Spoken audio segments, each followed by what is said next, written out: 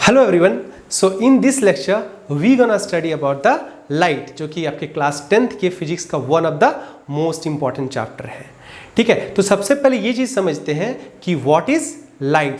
तो जैसा कि आपने प्रीवियस क्लासेस में भी पढ़ा हुआ है कि light is a form of energy which is needed to see things around us. कि लाइट एक एनर्जी का फॉर्म है जो कि हमें अपने आसपास के ऑब्जेक्ट्स को देखने में हेल्प करता है। तो सबसे पहले अब इस डेफिनेशन को हम लोग एक्सप्लेन कर लेते हैं कि light is a form of energy. ये कैसे है, इस चीज़ को समझेंगे। तो आपने सोलर सेल का नाम सुना होगा या देखा भी होगा। ये क्या करता है, लाइट को इलेक्ट्रिसिटी में कन्वर्ट कर देता है। और इलेक्ट्रिसिटी क्या होता है, it is a form of energy. और हमने क्लास 9th में ये पढ़ा हुआ है ना कि एनर्जी को तो ना ही क्रिएट किया जा सकता है ना ही डिस्ट्रॉय किया जा सकता है, बस इसे एक फॉर्म से दूसरे फॉर्म में हम लोग कन्वर्ट कर सकते हैं। मतलब क्या, अगर सोलर सेल लाइट को इलेक्ट्रिक एनर्जी में कन्वर्ट कर पा रहा है, it means what, it means light भी एक फॉर्म ऑफ एनर्जी है जिसे कि सोलर सेल के द्वारा इलेक्ट्रिक एनर्जी में हम लोग कन्वर्ट कर सकते हैं। तो इस एग्जाम्पल के थ्रू से आप अच्छे से समझ पा रहे होंगे कि light is a form of energy. अब दूसरी चीज कि light enables us to see things around us, कि लाइट की हेल्प से हम अपने आसपास के सारे मटेरियल्स को देख पाते हैं। तो एक एग्जाम्पल के थ्रू से हम लोग इसे भी समझते हैं। जैसे ही किसी अंधेरे रूम में या डार्क रूम में हम लोग एंटर करते हैं, क्या उस रूम में जितने भी मटेरियल्स प्रेजेंट होते हैं, चेयर हो, फैन हो, कुर्सी हो, कोई चीज़ दिखाई देता है क्या? नहीं दिखाई देता है। बट जैसे ही हम अपने बल्ब का स्विच ऑन करते हैं, हमें सब कुछ दिखाई देना स्टार्ट हो जाता है। ऐसा क्यों होता है? क्योंकि जैसे हमने बल्ब को ऑन किया, बल्ब क्या करता है, लाइट इमिट करता है, जिसके कारण उस रूम में जितने भी ऑब्जेक्ट प्रेजेंट हैं हम उसे देख सकते हैं।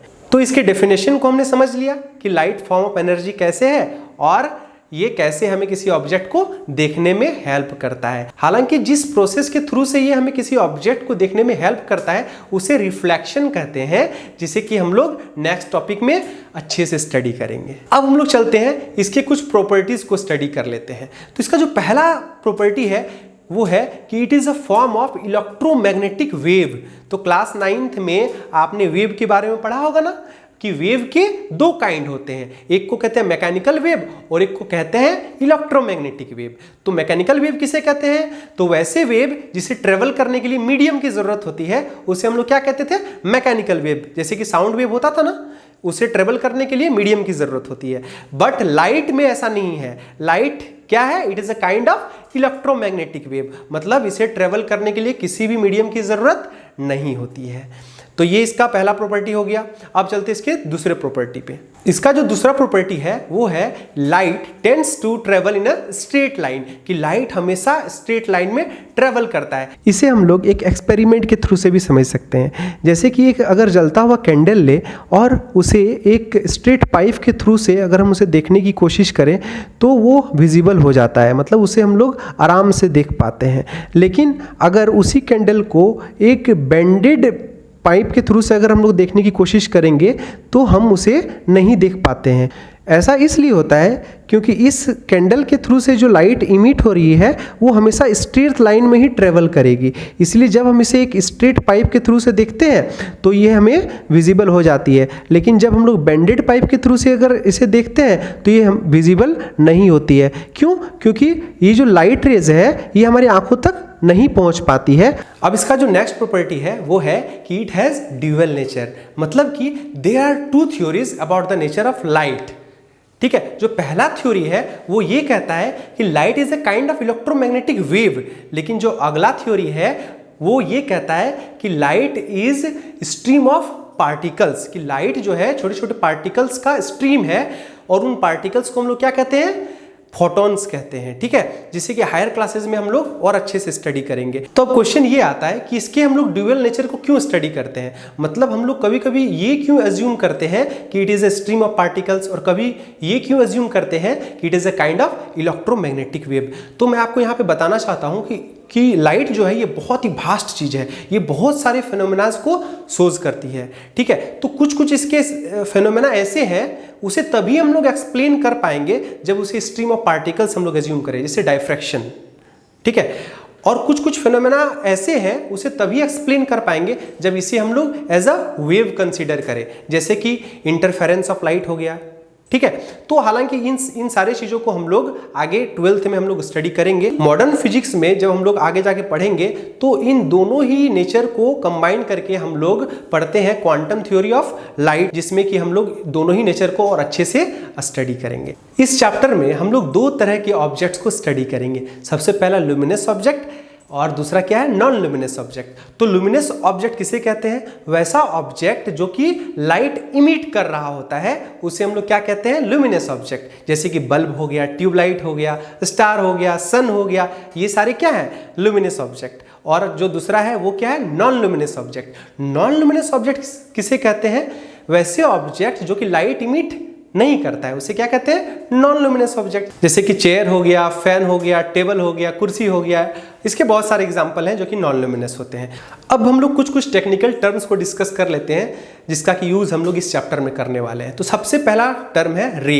रे क्या होता है? रे को हम लोग सिंपल एक एरो से डिनोट करते हैं, जिसे कि हम लोग सिंगल लाइन ऑफ लाइट भी कह सकते हैं। इसके बाद क्या आता है, बीम ऑफ लाइट। तो बीम ऑफ लाइट क्या है? तो bundles of light rays are called beam of light. ये तीन तरह के होते हैं। सबसे पहला क्या होता है, कन्वर्जेंट रेज। कन्वर्जेंट रेज क्या होता है, जब बहुत सारे रेज डिफरेंट डायरेक्शन से आते हैं और किसी एक पॉइंट पर मीट करते हैं तो ऐसे रेज को हम लोग क्या कहते हैं, कन्वर्जेंट रेज। आप लोग ग्राफिक्स के थ्रू से भी इसे समझ सकते हैं। डाइवर्जेंट रेज किसे कहते हैं? जब किसी एक पॉइंट से रेज निकलकर डिफरेंट डायरेक्शन में फैल जाते हैं तो ऐसे रेज को हम लोग क्या कहते हैं, डाइवर्जेंट रेज कहते हैं। अब आता है पैरेलल बीम्स ऑफ लाइट। जब बहुत सारे रेज ऑफ लाइट एक दूसरे के पैरेलल प्रोपेगेट करते हैं तो उसे हम लोग क्या कहते हैं, पैरेलल बीम ऑफ लाइट कहते हैं। यहां तक क्लियर हो गया? तो जैसे कि मैंने बताया था कि लाइट जो है बहुत सारे फिनोमेना एग्जिबिट करती है, लेकिन इस चैप्टर में हम लोग मेनली दो फिनोमेना को स्टडी करेंगे। जो पहला है वो है रिफ्लेक्शन और जो दूसरा है वो है रिफ्रैक्शन, यानी कि रिफ्लेक्शन ऑफ लाइट और रिफ्रैक्शन ऑफ लाइट। तो अब हम लोग जो पढ़ने जा रहे हैं उस टॉपिक का नाम है रिफ्लेक्शन ऑफ लाइट। तो रिफ्लेक्शन ऑफ लाइट क्या होता है? The bouncing back of light from the surface of any object is called reflection of light। मतलब कि लाइट जब किसी ऑब्जेक्ट पर फॉल करती है तो वो बाउंस बैक होकर के फिर उसी मीडियम में वापस चली जाती है। इसी फिनोमेना ऑफ लाइट को हम लोग क्या कहते हैं, रिफ्लेक्शन ऑफ लाइट कहते हैं। जैसे कि आप अगर किसी घर में एंटर करते हैं और जैसी लाइट ऑन करते हैं तो उस बल्ब से जो लाइट रेज इमिट होती हैं वो सारे नॉन लुमिनस ऑब्जेक्ट जो कि आपके घर में प्रेजेंट है उन पर क्या होती है, लाइट फॉल होती है और वो क्या हो जाती है, उस ऑब्जेक्ट से वो बाउंस बैक होकर के फिर से आपके आंखों तक वो लाइट रे पहुंचती है, तभी हम लोग उस ऑब्जेक्ट को देख पाते हैं। और रिफ्लेक्शन ऑफ लाइट के दो लॉज होते हैं। जो पहला लॉ है वो है कि इंसिडेंट रे, रिफ्लेक्टेड रे और नॉर्मल, ये तीनों जो है एक ही प्लेन पे हमेशा प्रेजेंट होंगे। ठीक है, तो आप ये समझ लेते हैं कि इंसिडेंट रे क्या होती है। ठीक है, तो इंसिडेंट रे उस रे को कहते हैं जो कि किसी भी ऑब्जेक्ट पे फॉल करती है, उसे हम लोग क्या कहते हैं, इंसिडेंट रे कहते हैं। जैसे फिगर के थ्रू से भी आप समझ सकते हैं ना। अब बात करते हैं कि रिफ्लेक्टेड रे किसे कहते हैं। तो इंसिडेंट रे जब किसी ऑब्जेक्ट पे पड़ती है तो वो क्या हो जाती है, बाउंस बैक करके फिर उसी मीडियम में वापस चली जाती है। उसी रे को हम लोग क्या कहेंगे, रिफ्लेक्टेड रे कहेंगे। अब बात करते हैं नॉर्मल की। तो नॉर्मल क्या है, एक इमेजिनरी परपेंडिकुलर लाइन है जिसे हम ड्रॉ करते हैं उस ऑब्जेक्ट पे जिस ऑब्जेक्ट से लाइट बाउंस बैक करती है, यानी कि रिफ्लेक्ट कर रही है। ठीक है, तो पहला इसका लॉ आई थिंक आपको समझ में आ गया होगा कि ये तीनों चीज यानी कि इंसिडेंट रे, रिफ्लेक्टेड रे और नॉर्मल, ये तीनों हमेशा क्या होंगे, एक ही पॉइंट पे प्रेजेंट होंगे। ठीक है, अब चलते हैं इसके सेकंड लॉ पे। इसका जो सेकंड लॉ है वो ये बताता है कि एंगल ऑफ इंसिडेंस और एंगल ऑफ रिफ्लेक्शन हमेशा इक्वल होंगे। तो एंगल ऑफ इंसिडेंस को हम लोग स्मॉल आई से इंडिकेट करते हैं और एंगल ऑफ रिफ्लेक्शन को हम लोग स्मॉल आर से इंडिकेट करते हैं। तो एंगल ऑफ रिफ्लेक्शन किसे कहते हैं, तो नॉर्मल और इंसिडेंट रे मिलके जिस एंगल को कंस्ट्रक्ट करेगी उसे हम लोग क्या कहेंगे, एंगल ऑफ इंसिडेंस। ठीक है, और एंगल ऑफ रिफ्लेक्शन किसे कहेंगे, तो रिफ्लेक्टेड रे और नॉर्मल के बीच का जो एंगल होगा उसे हम लोग क्या कहेंगे, एंगल ऑफ रिफ्लेक्शन। तो ये दोनों लॉज आई थिंक आपको समझ में आ गए होंगे। तो रिफ्लेक्शन ऑफ लाइट कि दो काइंड होते हैं। जो पहला काइंड है वो है रेगुलर रिफ्लेक्शन और जो दूसरा काइंड है वो है इर्रेगुलर रिफ्लेक्शन। तो रेगुलर रिफ्लेक्शन किसे कहते हैं? जब रिफ्लेक्शन ऑफ लाइट किसी स्मूथ सरफेस से हो रहा होता है तो इसे हम लोग क्या कहते हैं? Regular reflection. और जब रिफ्लेक्शन ऑफ लाइट किसी इर्रेगुलर या रफ सरफेस से हो रहा होता है तो इसे हम लोग इर्रेगुलर रिफ्लेक्शन कहते हैं।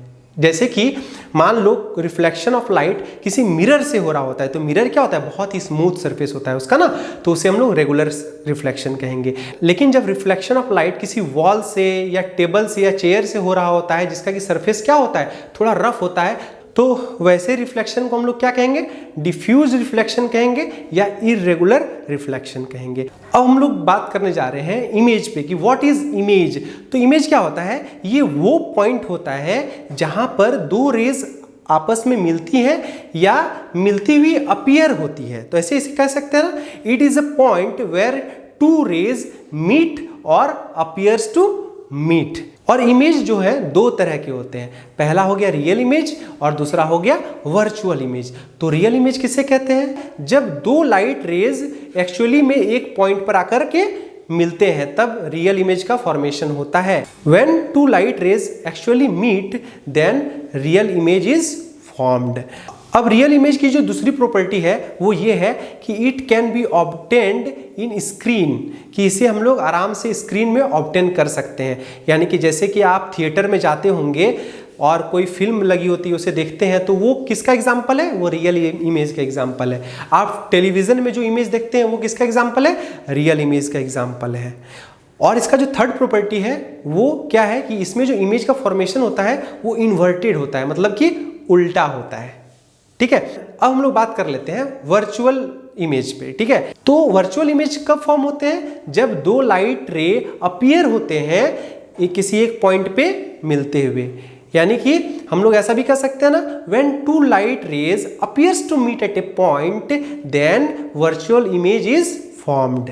ठीक है, वर्चुअल इमेज को हम लोग कभी भी स्क्रीन पे ऑब्टेन नहीं कर सकते हैं, ये इसकी दूसरी प्रॉपर्टी है। जैसे कि हम लोग जो इमेज मिरर पे देखते हैं वो क्या है? वर्चुअल इमेज है, उसे कभी भी हम लोग स्क्रीन पे ऑब्टेन नहीं कर सकते हैं। इसकी जो थर्ड प्रॉपर्टी है कि वर्चुअल इमेज जनरली इरेक्ट होती है, मतलब बिल्कुल सीधा इमेज बनाएगा। ऐसा नहीं कि अगर आप मिरर में खुद को देख रहे होते हैं तो आपका पाँव ऊपर और आपका सर नीचे हो जाता है, ऐसा बिल्कुल नहीं होगा। ठीक है, तो अब हम लोग पढ़ने जा रहे हैं मिरर। तो मिरर क्या होती है? ये एक ग्लास होता है जिसके किसी एक साइड पे हम लोग सिल्वर की कोटिंग कर देते हैं ताकि वो लाइट को अच्छे से रिफ्लेक्ट कर पाए। तो इसे हम लोग क्या कहते हैं? मिरर कहते हैं। तो मिरर जो है दो काइंड के होते हैं। पहला हो गया आपका प्लेन मिरर और दूसरा हो गया स्फेरिकल मिरर। स्फेरिकल मिरर को कर्व्ड मिरर्स भी कहते हैं, लेकिन अभी हम लोग पढ़ने जा रहे हैं प्लेन मिरर को। नेक्स्ट टॉपिक में पढ़ेंगे हम लोग स्फेरिकल मिरर को। तो प्लेन मिरर क्या होता है? ऐसा मिरर जिसका कि रिफ्लेक्टिंग सरफेस क्या हो? बिल्कुल ही फ्लैट हो, उसे हम लोग क्या कहते हैं? प्लेन मिरर कहते हैं। अब हम लोग देखने जा रहे हैं कि प्लेन मिरर कैसा इमेज फॉर्म करता है। तो इसे हम लोग एक रे डायग्राम के थ्रू से भी समझ सकते हैं ना। तो ये क्या है? एक प्लेन मिरर है। अब मान के चलो कि कोई एक लाइट रे 90 डिग्री पे इस मिरर पे फॉल करती है, तो क्या होगी? वो अपने ही पाथ को रिट्रेस करते हुए वापस चली जाएगी। क्यों? क्योंकि हमने पढ़ा था ना, एंगल ऑफ इंसिडेंस बराबर एंगल ऑफ रिफ्लेक्शन। यानी कि वो 90 डिग्री पे अगर फॉल कर रही है तो 90 डिग्री पे ही वो क्या हो जाएगी? वापस चली जाएगी। वो अपने पाथ को रिट्रेस कर लेगी। और दूसरी रे जो कि ऑब्जेक्ट से होकर के आती है, वो जैसे ही मिरर को हीट करती है वो भी क्या कर जाएगी? बाउंस बैक कर जाएगी। और यहाँ पर एक चीज हम लोग ऑब्जर्व कर सकते हैं कि आफ्टर रिफ्लेक्शन ये एक दूसरे को मीट ही नहीं करेंगे, ऐसे में तो इमेज का फॉर्मेशन होगा ही नहीं। लेकिन अगर हम लोग देखते हैं बैक साइड में, उसके बैक साइड में अगर उन्हीं रेज को अगर हम लोग आगे बढ़ाते हैं तो एक पॉइंट पर आकर के वो मिल जाते हैं, तो उसी पॉइंट पे क्या होगा? इमेज का फॉर्मेशन होगा। और ये इमेज कैसा होगा? वर्चुअल इमेज होगा ना, क्योंकि यहाँ पर रियल रेज आपस में मिल रहे हैं क्या? नहीं। जबकि यहाँ पे क्या हो रहा है कि जो रेज है वो मिलते हुए अपीयर हो रहे हैं। ऐसा लग रहा है कि वो रेज मिलेंगे उस जगह पे, लेकिन ये ओरिजिनली मिलते नहीं हैं। तो ऐसे इमेज को हम लोग क्या कहते थे? वर्चुअल इमेज कहते थे। यानी कि जो प्लेन मिरर है ये कैसा इमेज फॉर्म करेगा? वर्चुअल इमेज फॉर्म करेगा। दूसरा, अगर इस इमेज को अच्छे से देखें तो ये क्या है? इरेक्ट है, बिल्कुल सीधा है, यानी कि ये कैसा इमेज फॉर्म करेगा? इरेक्ट फॉर्म करेगा। अगर तीसरा का बात करें तो ऑब्जेक्ट का साइज अगर मान के चलो कि 100 सेंटीमीटर है तो इमेज की साइज भी कितनी होगी? 100 सेंटीमीटर होगी, यानी कि size of object is equal to size of image. ठीक है, तो इसकी जो नेक्स्ट प्रॉपर्टी है वो ये है कि मिरर से ऑब्जेक्ट का जो डिस्टेंस है वो हमेशा इक्वल होगा मिरर से इमेज के डिस्टेंस के। मतलब अगर आप मिरर से 5 मीटर की दूरी पे हो तो आपकी जो इमेज है वो मिरर के अंदर भी 5 मीटर दूरी पे ही फॉर्म होगा। ऐसा फील होगा कि मिरर के आप 5 मीटर अंदर है, लेकिन ऐसा होता है क्या? नहीं होता है। मिरर के आप अंदर थोड़ी घुसे हुए होते हो, वो तो ऐसा फील होता है ना, क्योंकि वो क्या होता है? वो वर्चुअल इमेज होता है। ठीक है, और इसका जो नेक्स्ट प्रॉपर्टी है कि इसमें इमेज हमेशा लेटरली इन्वर्टेड बनता है। मतलब अगर आप प्लेन मिरर के पास खड़े हो जाओ तो आपके राइट हैंड साइड में जो ऑब्जेक्ट्स है वो ऐसा फील होगा कि वो लेफ्ट हैंड साइड में हो गए हैं, और लेफ्ट हैंड साइड में जो ऑब्जेक्ट है वो ऐसा फील होगा कि वो राइट हैंड साइड में आ गए हैं। जैसे कि हम लोग एम्बुलेंस के भी एग्जाम्पल में देख सकते हैं कि एम्बुलेंस में जो एम्बुलेंस लिखा हुआ होता है वो उल्टा लिखा हुआ होता है। ऐसा क्यों होता है? ताकि हम जब मिरर से उसे देखें तो हमें वो सीधा नजर आए। तो इसे ही हम लोग लेटरल इन्वर्जन कहते हैं। ओके, अब हम लोग बात करते हैं स्फेरिकल मिरर की। इसे हम लोग कर्व्ड मिरर भी कहते हैं। स्फेरिकल मिरर इसे क्यों कहते हैं? क्योंकि इसे हम लोग एक स्फेयर से ही ऑब्टेन करते हैं। मतलब ये किसी एक स्फेयर के पार्ट होते हैं। जैसे कि विजुअल्स के थ्रू से भी आप समझ सकते हैं, जैसे कि एक स्फेयर है, ठीक है, इसे अगर हम लोग बीच से अलग अलग 2 पार्ट में बांट दें तो एक हो जाएगा कॉनकेव मिरर और एक हो जाएगा कॉन्वेक्स मिरर। तो कॉनकेव मिरर किसे कहते हैं? कॉनकेव मिरर ऐसे मिरर को कहते हैं जिसका कि रिफ्लेक्टिंग सरफेस इनवर्ड्स हो, उसे हम लोग क्या कहते हैं? कॉनकेव मिरर कहते हैं। वहीं कॉन्वेक्स मिरर किसे कहते हैं? वैसा मिरर जिसका कि रिफ्लेक्टिंग सरफेस आउटवर्ड हो, उसे क्या कहते हैं हम लोग? कॉन्वेक्स मिरर कहते हैं। या फिगर के थ्रू से भी आप समझ सकते हैं ना। कॉनकेव मिरर को हम लोग कन्वर्जिंग मिरर भी कहते हैं और कॉन्वेक्स को डाइवर्जिंग मिरर कहते हैं। कॉनकेव को हम लोग कन्वर्जिंग मिरर क्यों कहते हैं? क्योंकि जब बहुत सारी लाइट रेज इस पे इंसिडेंट हो रही होती हैं तो रिफ्लेक्शन के बाद ये उन सारे रेज को क्या करती है? एक पॉइंट पे मीट करा देती है या मिला देती है, इसीलिए इसे क्या कहते हैं? कन्वर्जिंग मिरर कहते हैं। वहीं कॉन्वेक्स को डाइवर्जिंग मिरर क्यों कहते हैं? क्योंकि रिफ्लेक्शन के बाद ये सारे रेज को क्या करते हैं? अलग अलग डायरेक्शन पे प्रोपागेट कर देती है, जिसके कारण ये क्या होते हैं? अलग अलग डायरेक्शन में प्रोपागेट करती है, इसीलिए इसे हम लोग क्या करते हैं? डाइवर्जिंग मिरर भी कहते हैं। अब कॉनकेव मिरर और कॉन्वेक्स मिरर के कुछ कुछ पार्ट्स होते हैं, उन्हें भी हम लोग धीरे धीरे समझेंगे। तो सबसे पहला पार्ट होता है सेंटर ऑफ कर्वेचर। जैसे कि आप यहाँ पे देख सकते हैं ना, तो सेंटर ऑफ कर्वेचर क्या है? तो देखो, ये जो कॉनकेव मिरर है वो क्या है? किसी एक स्फेयर का पार्ट है। मैंने कहा था ना कि कॉनकेव मिरर को हम लोग एक स्फेयर से, होलो स्फेयर से हम लोग ऑब्टेन करते हैं। तो जिस होलो स्फेयर से इस कॉनकेव मिरर को ऑब्टेन किया गया है उस स्फेयर का एक सेंटर होगा और उसी सेंटर को हम लोग इस मिरर का सेंटर ऑफ कर्वेचर कहते हैं। यहाँ पे डेफिनेशन भी आपको आ रहा होगा, आप चाहे तो नोट डाउन कर सकते हैं। अब आता है रेडियस ऑफ कर्वेचर। ठीक है, तो रेडियस ऑफ कर्वेचर क्या है? तो सेंटर ऑफ कर्वेचर और पोल के बीच का जो डिस्टेंस है उसे हम लोग क्या कहते हैं? रेडियस ऑफ कर्वेचर कहते हैं। या फिर रेडियस ऑफ कर्वेचर को ऐसे भी कह सकते हैं ना, ये जो मिरर है, कॉनकेव मिरर है, ये किसी एक स्फेयर का पार्ट होगा, उस स्फेयर के रेडियस को इस मिरर का रेडियस ऑफ कर्वेचर कहते हैं। ठीक है, अब आता है पोल। तो पोल क्या है? ये जो मिरर है कॉनकेव मिरर है, इसका जो मिडिल मोस्ट पार्ट होगा, यानी कि इसका अपर्चर का जो मिडिल मोस्ट पार्ट होगा उसे हम लोग क्या कहेंगे? पोल कहेंगे। और पोल जो है बहुत ही क्रूशियल चीज है। पोल से ही हम लोग ऑब्जेक्ट या फिर इमेज के डिस्टेंस को मेजर करते हैं, या फिर जितने भी डिस्टेंसेस हैं उसे हम लोग पोल से ही मेजर करते हैं। अब बात आता है फोकस का। तो फोकस किसे कहते हैं? The middle most part of radius is called focus. या फिर फोकस को हम लोग एक और तरीके से हम लोग डिफाइन कर सकते हैं। देखो, कॉनकेव मिरर में जब बहुत सारी पैरेलल रेज आती है इन्फिनाइट से, तो आफ्टर रिफ्लेक्शन वो एक पॉइंट पे कन्वर्ज कर देती है। मैंने बताया था ना इसे कन्वर्जिंग मिरर क्यों कहते हैं। तो उस पॉइंट को भी हम लोग क्या कहते हैं? फोकस कहते हैं। ओके, तो अब हम लोग बात करने जा रहे हैं principal focus of convex mirror की, कि कॉन्वेक्स मिरर का प्रिंसिपल फोकस क्या होता है या फिर फोकस क्या होता है। तो कॉन्वेक्स मिरर में क्या होता है कि जब बहुत सारी रेज प्रिंसिपल एक्सिस की पैरेलल आ रही होती हैं तो वो आफ्टर रिफ्लेक्शन ये क्या हो जाती हैं, डिफरेंट डायरेक्शन में ये डाइवर्टेड हो जाती है। पर मिरर के बैक साइड में वर्चुअली ये एक पॉइंट पर मीट होती हुई अपीयर होती है। उसी पॉइंट को हम लोग कॉन्वेक्स मिरर का प्रिंसिपल फोकस कहते हैं, हालांकि ये इमेजिनरी होता है। अब आता है फोकल लेंथ। फोकस और पोल का जो डिस्टेंस है उसे क्या कहते हैं हम लोग, फोकल लेंथ कहते हैं। और फोकल लेंथ और रेडियस में एक रिलेशन होता है। फोकल लेंथ जो होता है वो हमेशा रेडियस का हाफ होता है। यहाँ पे एक और टर्म आता है प्रिंसिपल एक्सिस। प्रिंसिपल एक्सिस क्या है, ये एक इमेजिनरी लाइन है जो कि सेंटर ऑफ कर्वेचर और पोल को आपस में मिलाती है या इन दोनों से होकर के ये क्रॉस करती है। इन टॉपिक्स से रिलेटेड कोई भी प्रॉब्लम हो तो कमेंट बॉक्स पे मुझे ज़रूर कमेंट करें। मैं ज़रूर कोशिश करूँगा कि आपकी जो भी प्रॉब्लम्स है उसका सॉल्यूशन हो सके। ओके, तब तक के लिए take care and bye bye.